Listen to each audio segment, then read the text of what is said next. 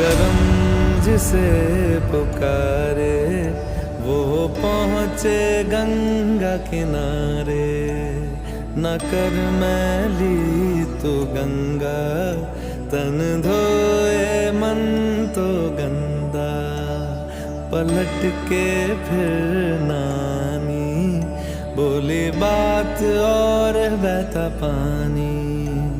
न कर मैली तू गंगा तन धोए मन तो गंदा।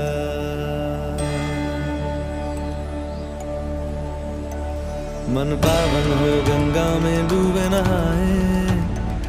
मन रावण जो लहरों में तूने बहाए। जो चला गया वो लौट के फिर ना आए। तेरा कर्म ही है जो संग तेरे ही जाए।